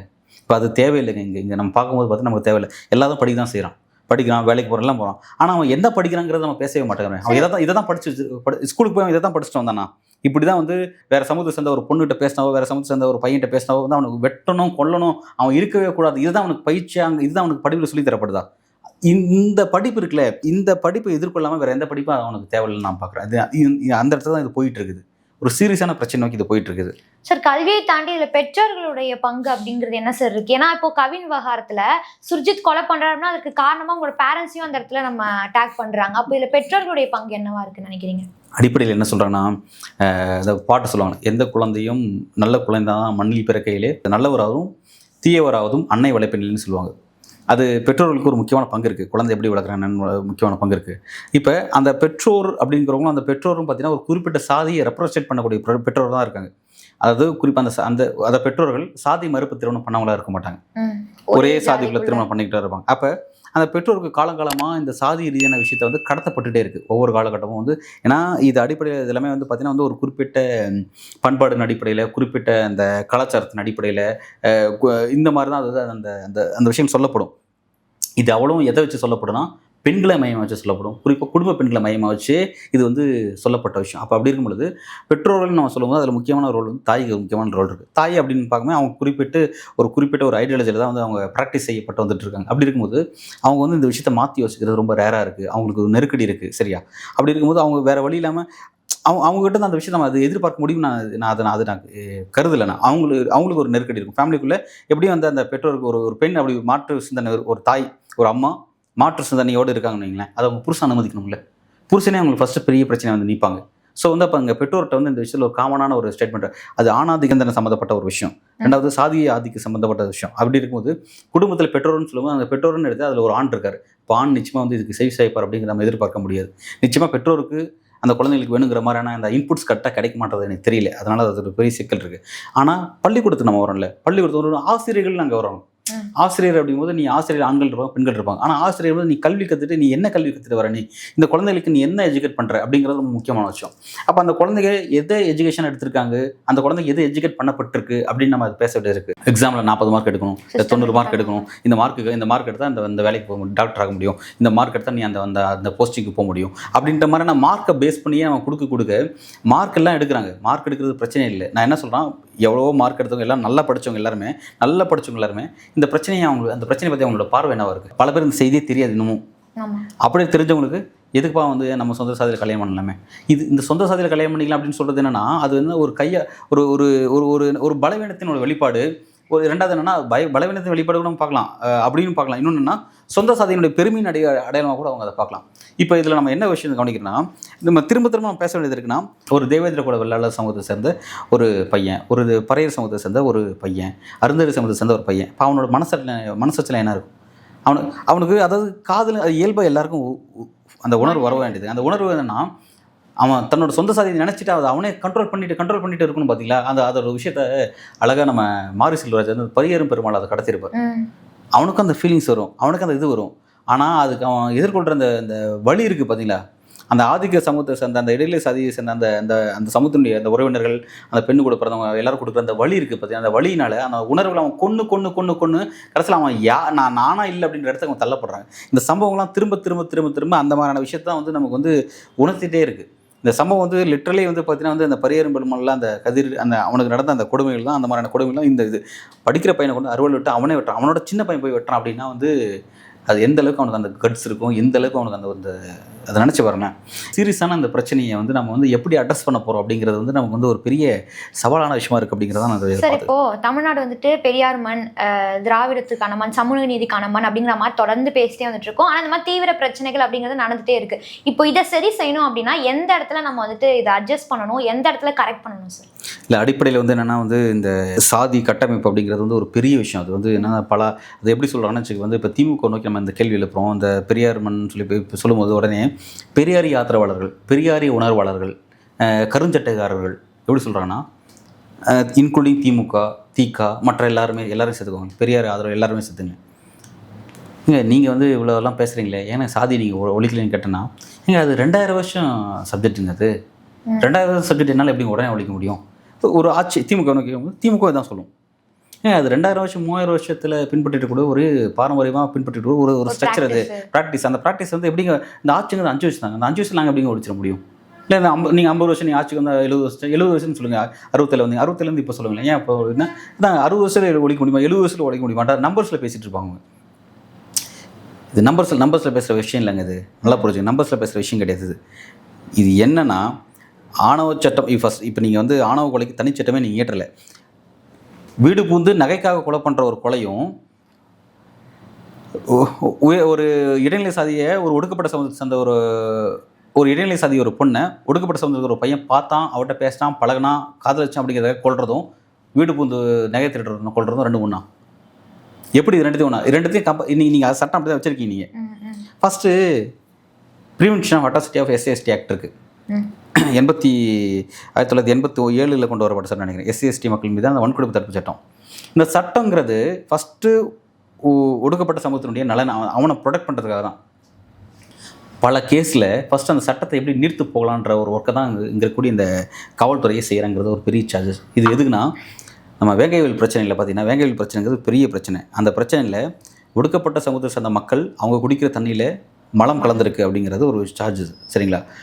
அதில் அந்த மலத்தை கலந்தது யாருன்னா பக்கத்தில் இருக்க ஆதிக்க சாதிக்க சமூகத்தை சேர்ந்தவங்க பண்ணாங்க அப்படிங்கிறது தான். அதோட ஒடுக்கப்பட்ட சமூகத்துக்கு இவங்களால தான் பிரச்சனை வரும் அப்படிங்கிறது அந்த சப்ஜெக்ட் இருக்குது. ஏன்னா கிரவுண்டில் அப்படி தான் நிறைய பிரச்சனை இருக்குது. ஸோ இப்போ அப்படி தான் செஞ்சுருப்பாங்க அப்படிங்கிறது. ஃபஸ்ட்டு ஒரு பிரச்சனையை அணுகணும்னா அதுக்கான ஒரு வியூவோட தான் போய் போலீஸ் அணுகணும். சரியா? அப்போ அந்த கோணத்தில் போயிட்டு தப்புனா அப்புறம் சரி பண்ணிக்கலாம். இவங்க என்ன பண்ணுறாங்க அப்படின்னா, அவங்க அப்படி அணுகி அது தப்பாகிடுச்சான். அதனால் என்னென்னா, ஒடுக்கப்பட்ட சமூகத்தை சேர்ந்த மக்களே அவங்களே அந்த மலத்தை போட்டு வச்சுருக்காங்க அப்படிங்கிறத சொல்கிறாங்க. அப்போ இதன் மூலமாக என்னென்னா, இது SC/ST ஆக்டுக்குள்ளே வராது. ஃபஸ்ட் ஆக்ட் நீங்கள் காலி பண்ணணும். லீகலாக இந்த பிரச்சனை எப்படின்னா, ஃபஸ்ட்டு SC ஆக்டை அதை பலவீனப்படுத்தும். அந்த சட்டத்தை நீர்த்து போக செஞ்சிடாச்சு. அந்த பிரிவுக்குள்ளே வராது. சரிங்களா? இப்போ அந்த நாங்குநேரி விஷயத்தில் நம்ம சின்னத்துறைக்கு 2வது டைம் அட்டெம்ப்ட் நடந்துச்சு பற்றி அந்த கொலை முயற்சி. அதுனா ராபரி கேஸில் நீங்கள் பதிவு பண்ணுறீங்க. அது SC ஆக்டில் வராது. ஆனால் ஃபஸ்ட்டு ஒரு கேஸ் நடந்துச்சுல, அது வந்து நீங்கள் SC ஆக்டில் பதிவு பண்ணியிருப்பீங்க. 2வது அதில் ஏன்னா அதில் பதிவு பண்ணிங்கன்னா SC/ST ஆக்டில் நீங்கள் பதிவு பண்ணிங்கன்னா நீங்கள் கட்டாயம் நடவடிக்கை எடுத்தாகணும், பாதுகாப்பு கொடுத்தாகணும். உங்களுக்கு ப்ரெஷர் அதிகமாக இருக்குது. அப்போ வந்து உங்களுக்கு அந்த அந்த அந்த அந்த அவமானத்தை நீங்கள் அந்த பிரச்சனையை அட்ரஸ் பண்ண முடியாட்டி அந்த அவமானத்தை சம்மந்தப்பட்ட காவல்துறை எடுத்தாகணும். நீங்கள் அதுலேருந்து விடுவிச்சு வெளியே வரணுன்றதுக்காகவே அது அந்த பிரிவிலே நீங்கள் பதிவு பண்ண மாட்டேங்கிறீங்க வழக்கு. இதுதான் இப்படி தான் இருக்குது. சரிங்களா? ஃபஸ்ட்டு அவங்களுக்கான அந்த இருக்குது பாதுகாப்பான சட்டமே போதிய அளவில் அவங்களுக்கு தேவையான வகையில் பயன்படுத்தப்பட மாட்டேங்குது அப்படிங்கிறது ஒரு பெரிய குற்றச்சாட்டு ஒன்று. இன்னொன்று, இப்போ தான் நம்ம அதுக்காக தனிச்சட்டம் ஏற்றணும்னு அதை பற்றி பேசிகிட்டு இருக்கோம். சரிங்களா? தனிச்சட்டம்லாம் ஏற்றிட்டா இதெல்லாம் சட்ட ரீதியாக சொல்யூஷன் கொடுத்துட முடியும்னு பார்த்தா கிடையாது. அதான் நான் சிவில் சமூகத்துக்கு வரேன். நம்ம பொது சிவில் சமூக மத்தியில் இந்த மாதிரியான பிரச்சனையை எப்படி பார்க்குறாங்க, மக்கள் நார்மலைஸ்டாக இதை பார்த்துட்டு போகிறாங்களோ அப்படின்ற விஷயத்தை இதை பற்றிலாம் நம்ம வந்து பேசி இதை பற்றியில் ஒரு புரிதல் ஏற்படுத்தும். நம்ம இன்னும் மனிதர்களாகவே மாறவே இல்லையே. அப்புறம் எப்படிங்க நம்ம தமிழ்ன்ற ஒரு உணர்வு நோக்கி நம்ம நகருது? எல்லாமே தமிழ்னு நம்ம பேசுகிறோம். இப்போ உடனே ஹிந்தி மொழி 3 மொழி திணிப்புன்னு சொல்லிட்டான்னு வச்சுக்க, உடனே ஹிந்திக்கு எதிராக கொந்தளிக்கும். எல்லாம் வாங்க பெரியார் அமைப்புலாம் எல்லாம் எழுந்திரிங்க, திமுகலாம் எழுந்திரிங்க, எல்லாம் ஒன்றா சேர்ந்து வாப்பா தமிழ் அப்படின்னு பேசுகிறீங்களே. நீங்கள் தமிழை வச்சு நீங்கள் அரசியல் செஞ்சு நீங்கள் வேறெல்லாம் பண்ணீங்க. தமிழுக்கு கொடுத்த இம்பார்ட்டன்ஸை இங்கிலீஷ்க்கு நீங்கள் கொடுக்காம போனதோட வெளிப்பாடு தான் இன்றைக்கி பலரால் வந்து நம்ம இங்கிலீஷ் நோக்கி இன்னும் நகர முடிய பெரிய சிக்கல் இருக்கும். நீங்கள் RSS பேசுகிறான், இங்கிலீஷ் நோக்கி கற்றுக்கிறது பெரிய தப்பு, இங்கிலீஷ் கைவிடுங்க அவன் சொல்கிறான். ஏன்னா இங்கிலீஷுங்கிறது சாதிக்கு ஏற்றத்தால் ஒழிக்கிறதுக்கு ஒரு முக்கியமான ஒரு முக்கியத்துவம் வாய்ந்த விஷயம். அது RSSக்கும் பிராமணர்களுக்கும் கரெக்டாக தெரியும். ஆனால் இங்கே இருக்க இந்த திராவிட அரசியல், பெரியார் அரசியல் வந்து அதை கையில் எடுக்கவே இல்லை. பெரியார் எடுத்தார். அது இந்த தமிழ் என்னடா இருக்குது, இந்த தமிழை கற்றுட்டு உட்காந்து நீங்கள் வந்து பக்தி பரவசமாக பண்ணிட்டு இருக்க போகிறீங்க, உட்காந்து வந்து சாமிக்கு இது ஓத்திட்டு இருக்க போகிறீங்களா, இங்கிலீஷை கற்றுட்டு அறிவியல் நோக்கி வளரணும் அப்படின்னு சொன்னார் அவர் அப்போவே. பட் அவர் வந்து ரொம்ப நாள் இல்லாமல் போனதுனால வந்து அந்த சப்ஜெக்ட் முடிஞ்சு போச்சு. அது அவருக்கு அப்புறம் அது எடுபடாமல் போச்சு. எங்கள் தமிழில் வச்சு எல்லாத்தையும் அரசியல் செஞ்சுட்டு முடிச்சுட்டு போயிட்டாங்க. சரி, அது ஒரு பக்கம் வச்சுக்கோங்க.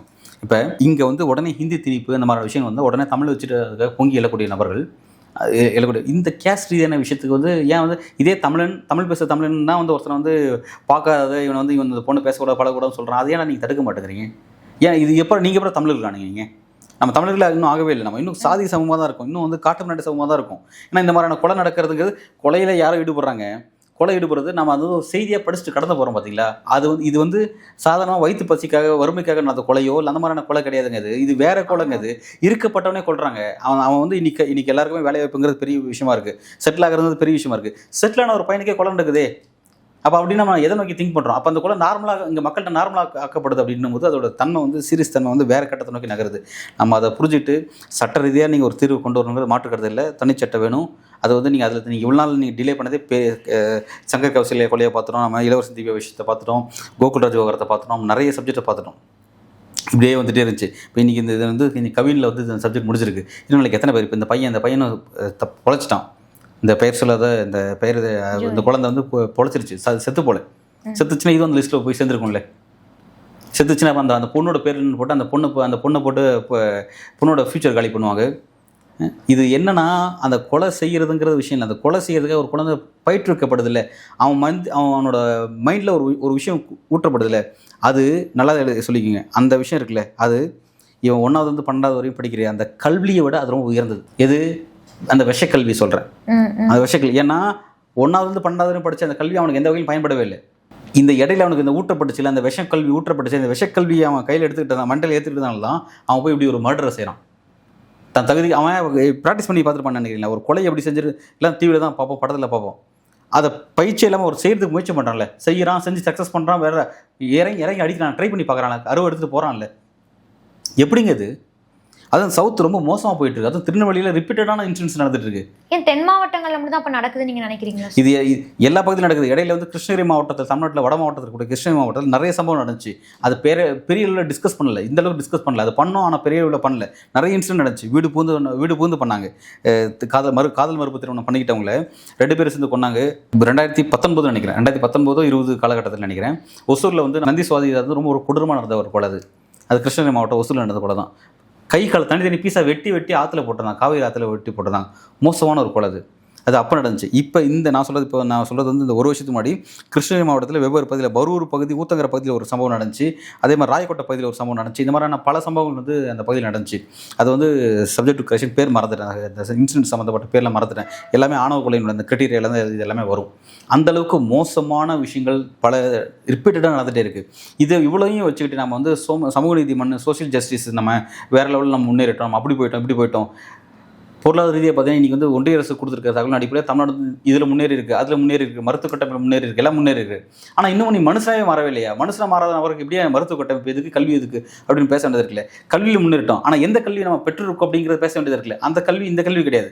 அது என்னென்னா பெரியார் மாதிரி, அம்பேத்கர் மாதிரி அவங்க ஃபீல் பண்ண அந்த பாலிடிக்ஸ் இருக்குது பார்த்தீங்களா. ஒடுக்கப்பட்ட மக்களுக்கும் அவங்களுக்கும் அந்த அதிகாரம், அவங்களையும் மனசை வச்சு யோசிக்கிறது இருக்குது பார்த்தீங்களா. அவங்களையும் மனசை வச்சு யோசிக்கிற திட்டங்கள் நம்மகிட்ட இல்லை. அப்படியே நிறைவேற்றப்பட்ட திட்டங்கள் எதுவும் அவங்களுக்கு போய் சேரலை. அதனால தான் இன்னமும் ஒடுக்கப்பட்ட மக்களாக தான் இருக்காங்க. அவங்களுக்கு ஏற்பட்டிருக்க இந்த மாதிரியான ஒரு ஆணவ கொலைகளுக்கு அவங்களால கதறி ஆள கூட முடியல. அவங்க சத்தம் வெளியில் நம்ம கேட்கவே இல்லை. நம்மெல்லாம் பல சாதி சமூகங்கள் இருக்காங்க. இங்கே செட்டியார், நாடார், கவுண்டர், வெள்ளாளர், அதுன்னு பல சாதிகள் இருக்காங்க. ஆனால் பறையர் மக்களும், பல்லர் மக்களும், அறுதி மக்களும் இந்த மாதிரியான பிரச்சனை அழுகிறது இருக்காங்களே, அந்த அழுகிற சத்தம் அவங்களுக்கு கேட்கவே மாட்டேங்குது. இது ரொம்ப காமனாகவே நம்ம கடந்து போயிட்டு இருக்கோம் அப்படிங்கிறத பார்க்கணும். சரி, இப்போ எனக்கு ஒரு டவுட்டு. அம்பேத்கர் அவர்கள் எல்லாரும் சமம் அப்படிங்கிற மாதிரி ஒரு சில விஷயங்கள் கொண்டு வந்தார் அப்படின்னா, அவர் ஒரு இடத்துல ஒடுக்கப்பட்டிருக்கிறாரு, அடக்கப்பட்டிருக்கிறாரு. ஸோ இப்போ அதிகாரத்தில் இருக்கக்கூடியவங்க கொஞ்சம் ப்ரிவிலேஜாக இருக்கிறதுனால, ப்ரிவிலேஜாக அவங்க அந்த பொசிஷனுக்கு வந்ததுனால இதை அட்ரஸே பண்ணாமல் கடந்து போகிறாங்களோ அப்படிங்கிற ஒரு டவுட் இருக்குது. இல்லை, இது அட்ரஸில் இது கடந்து போகிறது என்னென்னா, அது அடிப்படையில் சொல்கிறேங்க. இல்லை, இது சொன்னால் ஒரே ஒரு விஷயம் தான். எல்லாருக்குமே சாதியை பாதுகாக்கின்ற விருப்பம் இருக்குதுங்க. மறைமுகமாக சொல்லுவாங்க. மறைமுகமாக ஒடுக்கப்பட்ட சாதியை தவிர்த்து, ஒடுக்கப்பட்ட சாதி எஸ்சி கேட்டகரியில் இருக்கக்கூடிய மற்ற சாதியை தவிர்த்து ஏனைய சாதி எல்லாருக்கும் தங்களுக்கு, அதாவது அவங்க எப்படி அதை விரும்புகிறாங்க, நம்மளுக்கு கீழே ஒரு சாதி இருக்கிறது ஓகே அப்படின்னு விரும்புகிறாங்க. இது எப்படி நம்ம இது எப்படி நம்ம அதை புரிஞ்சுக்கிறோம் அப்படின்னா, ஆண் பெண் பார்ஷியாலிட்டியில் ஒரு ஆண் எப்பயுமே ஒரு பெண்ணை டாமினேட் பண்ண விரும்புகிற மாதிரி அது அந்த வீட்டுக்குள்ளே நடக்கும். எல்லார் வீட்லையும் ஆண் பெண் இருக்காங்க. ஆண் பெண் இல்லாத வீட்டு எந்த வீடும் இல்லை. ஆண் பெண் இருக்கும்போது கட்டாயமாக அந்த இடத்துல ஒரு ஆண் டாமினேஷன் இருக்குது. அந்த அந்த அந்த வீட்டுக்குள்ளே இருக்க அந்த பேட்டர்ன் என்டையர் சொசைட்டிலும் இருக்குது. அந்த சொசைட்டிக்குள்ளே இது எப்படி இருக்குன்னா, எஸ்சிக்கு கீழே மற்ற பிசி இருக்குது, பிசிக்குள்ளே எம்பிசி இருக்குது. நான் ஜெனரல் பேர் சொல்கிறேன், அதுக்குள்ளே பல சாதிகள் இருக்குது. அந்த மாதிரி ஒவ்வொரு இதுக்கும் தனக்கிலே இருக்க தனக்கிலே இந்த சாதி இருக்குது அப்படின்ற மாதிரியான அதை நினச்சி ஒரு புலங்காயம் அடைகிறது, அதை நினச்சி நம்ம ஒரு பெருமையை நினச்சிக்கிற அந்த மனநிலை இருக்கோ அப்படிங்கிறத நம்ம பேசுகிறோம். இப்போ இவ்வளோ தூரம் நம்ம இந்த விஷயங்கள் பேசுகிறோம். இது அங்கே நினச்சி பேசுகிறோம். ஒவ்வொரு வீட்டுக்குள்ளே நினச்சா அதை எப்படி ஃபீல் பண்ணுறாங்க அப்படிங்கிறத நம்ம அதோட டெப்த்தை நம்ம பேசியாக வேண்டியது இருக்குது. எல்லாரும் எனக்கு காதல்கள் இயல்பான விஷயம் தானங்க. அதை எப்படி நம்ம அதை அனுமதிக்கிறோம் அப்படிங்கிறத விஷயம். அது இந்த இடத்த வச்சு தாங்க நம்ம இங்கே நீங்கள் வைக்கிற உங்களுடைய எல்லா டேக்கும் இங்கே அடிபட்டு போயிடுது. ஒரு காட்டு மிராண்டி மாதிரி நீங்கள் போயிட்டீங்கன்னா அப்புறம் எதுக்கு நீங்கள் உங்களுக்கு பெரியார் நீங்கள் பேசுகிறீங்க, பெரிய உங்களுக்கு பல டைட்டில்ஸ் எல்லாம் எதுக்கு நீங்கள் கொடுக்குறீங்க, சம்மந்தமே இல்லாமல் நடந்துக்கிறீங்க. நீங்கள் பெரியார் அமைப்புகளே காணாமல், எங்கேயுமே காணாமல். இது எப்படி பெரியார் மண் நீங்கள் சொல்லிப்பீங்க? உங்களுடைய பெரியார், உங்களுடைய திராவிடம், இந்த இதெல்லாமே பாஜக எதிர்ப்புக்கு நல்ல வாக்கு வங்கி அரசியல் பெறுவதற்கு, நீங்கள் ஆட்சிக்கு வருவதற்கு அது உங்களுக்கு நல்லா சோறுபடுது. அதுக்காக நீங்கள் அதை தூக்கி வச்சு கொண்டாடிட்டு இருக்கீங்க. ஆனால் உள்ளுக்குள்ளே அந்த மனுஷனாவே இதை மதிக்க மாட்டேங்கிறான். இதுக்காக உங்களோட பண்பாட்டு அரசியல் இங்கே ஜீரோ. திகாவுடைய திரு வீரமணியை சொல்லணும் அந்த விஷயத்தை நான் சொல்கிறேன். அவர்கிட்ட அந்த கேள்விக்கு அவர் எப்படி அந்த பதில் அப்படி சொல்லிட்டு போனாரோ அதுதான் ஒட்டுமொத்தமாக அங்கே இருக்குது. அதை பற்றி பேசுனாங்க. அதை பற்றி நாங்கள் திரும்ப எப்போ தூக்கத்தில் எழுந்துச்சு எப்போ காட்டிலும் பாஜக எதிர்ப்பு. டேய் இங்கே உள்ளுக்குள்ளே உட்காந்து ஒரு மனுஷன் மதிக்கும், இவன் இந்த மனுஷன் அந்த மனுஷன் எதிர்க்கிறானே, அதை என்னடா பண்ண போகிற கேட்டால் அது எனக்கு தெரியாது. அதை மெமரைஸ் பண்ணி அதை சொல்கிறாங்க. அதாவது இது சொல்லிட்டு அதை சொல்லிட்டு கடந்து போகிறது, இது இருக்கிறதே ஒரு மோசமான போக்கு. இந்த போக்கை புரிஞ்சுக்கிட்டு அதை நம்ம என்ன நினைக்கிறோன்னா, இன்றைக்கி இருக்கிற யங்ஸ்டர்ஸ் இப்போ நம்ம வந்து பல டெக்னாலஜி வருது, நம்ம நிறைய விஷயங்கள் நம்ம போயிட்டுருக்கோம். நம்ம அடுத்தடுத்து நம்ம எதை நோக்கி போகலாம், அடுத்து நம்ம ஆங்கிலத்தை எப்படி கற்றுக்கலாம், வேறு இன்னும் மற்ற நாடுகளுடைய லேட்டஸ்ட் டெக்னாலஜி என்ன இருக்கு, அதை கற்றுக்கலாம்னு சொல்லி அதை பற்றி பேசிகிட்டு இருக்க நேரத்தில் இன்னும் கிராமங்கள் இன்னும் பின்தங்கி போயிட்டு இன்னும் பேக்கில் போயிட்டுருக்கே அப்படின்றத நம்ம நினச்சி பேச வேண்டியது. ஒரு குழந்தை இல்லைங்க, காதலில் பழகினது குழந்தை, ஒரு ஆண் பெண்ட்டு பழகுறது ஒரு குழந்தை, 18 வயசுக்கு உட்பட்ட ஒரு 18 வயசுக்கு உட்பட்ட எல்லாமே குழந்தைகள் தாங்க. அந்த குழந்தை அது பழகினதுக்காக தடுக்குதும் இன்னொரு ஒரு குழந்தை. அந்த குழந்தை வெட்டவே போயிருக்கு. குழந்தைங்க கையில் அருவா இருக்கும்போது வயசாக பெரியவங்க நீங்கள் அடல்ட் என்ன பண்ண போகிறீங்க? அருவா யார்கிட்ட இருக்கணும்? அருவாள் யார்? அருவாள் அவங்ககிட்ட இருக்குது. இன்றைக்கி சுர்ஜித் அவன் வயசு பெரிய ஆகிட்டான், பேர் தெரிஞ்சு அவன் அதை பேசிட்டு இருக்கோம். இது வேறு லெவலுங்க. இது இன்னும் தப்பிச்சிட்டாங்க. அவன் சாகலைங்க, அவன் தப்பிச்சிட்டான். இப்போ என்ன நம்ம வந்து இங்கே வந்து நம்ம செஞ்சிட்ருக்கோம் எனக்கு ஒன்றும் புரியல. அரசு சாதி கட்டமைப்பை இருக்கிறது விரும்புது, வாக்கு வங்கியாக இருக்க விரும்புது. நிர்வாகம் சாதி கட்டமைப்பை மாறி இருக்குது. காவல்துறையிலேருந்து எல்லாமே வந்து பார்த்திங்கன்னா வந்து இதை ஒரு என்ன சொல்கிறது, ஒரு ஆணவ படுகொலை நடந்துச்சு, சம்மந்தப்பட்ட ஸ்பாட்டுக்கு அதிகாரிகள் போய் பார்க்கணுன்னு இருக்குது. அதை போய் பார்க்க அதிகாரிகள் போக மறுக்கிறாங்க. காவல்துறை ஃபுல்லாகவே கேஸ்ட் பேஸ்டு ஸ்ட்ரக்சராகவே ஒழுமைப்பட்டிருக்கு. சரியா? நீதித்துறை எடுத்துகிட்டு வச்சுக்க, நீதித்துறையில் கேஸ்ட் பாலிட்டிக்ஸ் இருக்குது, கொலிஜியம் சிஸ்டத்தில் கேஸ்ட் டாமினேஷன் இருக்குது அப்படின்னு சொல்லிட்டு நான் சொல்லலை. ஓய்வு பெற்ற சென்னை உயர்நீதிமன்றத்துடைய மெட்ராஸ் உயர்நீதிமன்றத்துடைய முன்னாள் நீதிபதிகள் ஹரி பரந்தாமன், சந்துரு போன்ற நபர்கள் அவங்களே ப்ரெஸ்ஸை வச்சு இப்படிலாம் நடக்குது, நீதிமன்றத்தில் இந்த அளவுக்கு சாதி இருக்குன்னு சொல்கிறாங்க. அவங்க பேசுகிறாங்க. மீடியாலையும் ஒரு காலகட்டத்தில் சாதிகள் இருந்துச்சு, இன்றைக்கி கொஞ்சம் கொஞ்சம் மாறிட்டு இருக்கு. மீடியாஸ் கொஞ்சம் பேசுது, ஆனால் இன்றைக்கி மீடியாக்கள் பேச மாட்டேங்கிறாங்க. சாதி ரீதியான பிரச்சனை பெரிய பேச மாட்டேங்கிறாங்க. இவ்வளோ சிக்கல் இருக்குது. அப்போ எங்கே தான் தீர்வு? நம்ம இது 4 ஸ்ட்ரக்சர் தான் இந்தியாவுக்கு, 4 ஸ்ட்ரக்சர் தான்: ஜுடிஷியரி, எக்ஸிக்யூட்டிவ், கவர்மெண்ட்டு, பிறகு வந்து மீடியா. டோட்டலாக எல்லாமே வந்து அந்த ஸ்ட்ரக்சருக்குள்ளே போய் சிக்கிருந்தா அப்போ எப்போ தான் நம்ம இந்த பிரச்சனை நம்ம தீர்வு நோக்கி நான் நகருது? இது வந்து ஒரு பெரிய பிரச்சனைங்க. நம்ம வேறு ஒரு பெரிய பிரச்சனை வைக்கிறோம். நம்ம எதை திங்க் பண்ணோம் அதை திங்க் பண்ணுறதை விட்டு வேறு விஷயத்தை திங்க் பண்ணிகிட்டு இருக்கோம் அப்படிங்கிறத நம்ம பார்க்குறேன்.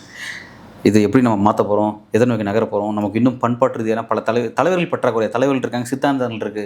நிறைய பேர் பேசுகிற கார்ல் மார்க்ஸ் பேசின சித்தாந்தங்கள் இருக்குது, பெரியார் பேசின சித்தாந்தங்கள் இருக்குது, அம்பேத்கர் பேசின சித்தாந்தங்கள் இருக்குது, ஜோதிபாய் பூலே பேசின சித்தாந்தங்கள் இருக்குது. இங்கே இன்னும் பல ஒடுக்கப்பட்ட சமூக தலைவர்கள் பலரும் கூட இந்த மாதிரியான விஷயத்துக்கு சரியான விஷயங்கள்லாம் பேசிட்டு போயிருக்காங்க. ஆனால் இங்கே வந்து ஒரு புக் ஃபேர் நடக்குது அப்படின்னா பாருங்கள், அப்படியே அவ்வளோ பேர் இறங்குவாங்க. லட்சக்கணக்கான புக்ஸ் இருக்குது, முற்போக்கு புத்தகங்கள் அவ்வளோ இருக்குது. ஆனால் ஒரு முற்போக்கு புத்தகம் கூட இந்த மாதிரி பிரச்சனை என்ன தீர்வு சொல்ல மாட்டேங்குது. ஏன்னா நடைமுறை சாத்தியமாக்க மாட்டேங்குது. ஒருத்தர் அந்த முற்போக்கெல்லாம் எங்கே போனான்னு தெரிய மாட்டேங்குது. இந்த மாதிரி பிரச்சனை நடக்கும்போதெல்லாம் குழந்தைகள் அறுவா சுற்றி இருக்கு. அட்ரஸ் நீங்கள் கையில் புக் வச்சு எழுதிட்டீங்களா? சாதி இல்லை அடி பாப்பா நீங்கள் அதை உட்காந்து எழுதிட்டீங்களா? இல்லை வந்து நீங்கள் வேறு ஏதாவது அப்படியே உங்களை நீங்கள் ஒரு இன்ட்ரெஸ்ட்டில் காமிக்கிறது வேறு ஏதாவது திங்க் பண்ணி எழுதிட்டீங்களா? நீங்கள் இங்கே நிலைமை ரொம்ப நீங்கள் பெற்ற குழந்தைங்க வந்து உங்கள் மோசமான போக்கில் போயிட்டுருக்கு. நீங்கள் எதை பற்றி எழுத போகிறீங்க, எதை பற்றி நீங்கள் திங்க் பண்ணுறீங்க, எந்த இது அடுத்து நீங்கள் அதாவது தவறான ஒரு ரூட்டை பிடிச்சி போயிட்டுருக்குங்க எஜுகேஷன். நான் எஜுகேஷன் சொல்லக்கூடியது என்னென்னா ஃபியூச்சரிஸ்டிக் குழந்தைகள் அவங்களுக்கு மண்டையில் புதுத்தப்பட்டிருக்க அந்த விஷயம் இருக்குது பார்த்தீங்களா? இப்போ ரீசெண்டாக நம்ம கோபி சுதாகர் வந்து ரொம்ப அழகாக வந்து இந்த சொசைட்டி பரிதாபங்கள்னு சொல்லிட்டு சொசைட்டி பாவங்கள்னு சொல்லிட்டு அந்த விஷயத்தை இந்த கவின் சப்ஜெக்ட் எடுத்து பேசுனாங்க. அந்த வீடியோ வந்து பல லட்சம் பேர் பார்த்துட்ருக்காங்க. ரொம்ப அந்த பிரச்சனை அது எப்படி விதைக்கிறான் அந்த உள்ள அப்படிங்கிறத சும்மா அந்த விஷயங்கள்லாம் காட்டுறாங்க. நிலைமை ரொம்ப மோசமாக இருக்குது. இப்போ ரீசெண்டாக நீங்கள் பார்த்துருப்பீங்க, இந்த கோகுல்ராஜ் கொலை வழக்கில் வந்து அரெஸ்டான அந்த யுவராஜ் இருக்காங்க பார்த்தீங்கன்னா, அந்த யுவராஜ் அந்த அமைப்பு அவங்க வந்து அந்த ஒரு காரை வச்சுக்கிட்டு அந்த காரில் அவங்க அவ்வளோ அட்ராசிட்டி பண்ணுறாங்க. அதை பார்க்கணுமே, அது எந்த விதமான ரூல்ஸும் கிடையாது. சாதி அந்த சுயசாதி பெருமை இருக்குது பாருங்கள், அது வந்து அவ்வளோ அதை ரசிக்கவே முடியாது. சோஷியல் மீடியாவில் அவங்களுடைய அந்த ப்ரோக்ராம்ஸை ரசிக்கவே முடியாது, அவ்வளோ கேவலமாக இருக்குது. அந்த மாதிரியான சம்பவங்கள் இந்த மாதிரியான விஷயத்துக்கு வேரூன்றி வளர்க்கக்கூடிய விஷயமா இருக்குது. சவுத்தில் இதை பற்றி நான் பேசும்பொழுது கல்வியாளர்கிட்ட நான் பேசிகிட்டு இருக்கும்போது ஒரு கல்வியாளர் சொன்னார், கிரவுண்டில் உள்ள இந்த விஷயங்கள் எப்படி பூத்தப்படுது, இது எல்லாத்துக்கும் கஞ்சா முக்கியமான ரோல் பண்ணுது அப்படிங்கிறத தவிர்க்கவே முடியாது. ஊரில் இடைநிலை சாதியை சேர்ந்த ஒரு நபர் அவன் வந்து தன்னோட சொந்த சாதியை சேர்ந்த இளைஞர்களுக்கு அவன் கஞ்சா விட்டு பயிற்சி கொடுக்குறான். கஞ்சா சாப்பிட வச்சு நம்ம ரொம்ப உயர்ந்தவனா, நம்ம பண்பாடு பெருசுரா, நம்மளோட வரலாறு பெருசுரா, நம்மளுடைய அந்த இதை தெரிஞ்சுக்கடா, உன்னுடைய பரம்பரையை தெரிஞ்சுக்கடா, உன் பரம்பரை வர நம்ம ஆண்ட பரம்பரைடா, அந்த பரம்பரைடா, இந்த பரம்பரைன்ற அந்த விஷயத்தை ஊற்றி வளர்த்து அது கஞ்சா கொடுத்து வளர்த்து இது வந்து என்னென்னா ஸ்கூலுக்குள்ளே இருக்குது. ஸ்கூலுக்குள்ளே டீச்சர்ஸ்கிட்ட அந்த மென்டாலிட்டி இருக்குது. அந்த டீச்சர்ஸாக அந்த ஸ்டூடெண்ட்ஸ் கிளாஸ் எடுக்கிறான்னு நினச்சி பாருங்க. டீச்சர்ஸ்கிட்ட இந்த மென்டாலிட்டி இருக்குது. இதோட தன்மை சீரியஸான. இது சவுத்தில் ஃபீல்டில் போய் ஒர்க் பண்ணிட்டு வந்த ஒரு முக்கியமான வந்து ஒரு கல்வியாளர்கிட்ட முக்கியமான ஒரு ஆக்டிவிஸ்ட் நான் அதை பற்றி பேசிட்டு வந்து அவர் அந்த ஃபீல்டில் இருக்கிற அந்த பிரச்சனை எப்படி இருக்குது அப்படிங்கிற அவர் எதிர்கொண்டு அவர் பார்த்து அந்த விஷயத்தை பதிவு பண்ணாருங்க என்கிட்ட. அவ்வளோ மோசமாக இருக்குது. அதெல்லாம் வச்சுக்கிட்டு நீங்கள் வந்து இங்கே வந்து நீங்கள் எந்த கவர்மெண்ட் டைட்டிலே கிடையாது. நல்லா புரிஞ்சுங்க, எந்த கவர்மெண்ட் டைட்டிலே கிடையாது. நீங்கள் பெரியார் திராவிட மாடல் டைட்டில், நீங்கள் வந்து இந்த மாடல் சாதாரண டைட்டில், ஒரு டைட்டிலும் கிடையாது. நீங்கள் அந்த டைட்டில் உங்களுக்கு என்ன வச்சுக்கலாம், அதுக்கும் உங்களுக்கு எந்த விதமான பொருத்தம். ஏன்னா கிரவுண்ட் ரொம்ப மோசமாக இருக்குது. இவ்வளோ பிரச்சனை வச்சு நீங்கள் இந்த டைட்டில் வச்சுட்டு அந்த டைட்டிலுக்கு காசிங்க, அதுக்கு தான் கேவலப்பட்ட போகுது. நிலைமை ரொம்ப மோசமாக இருக்குது.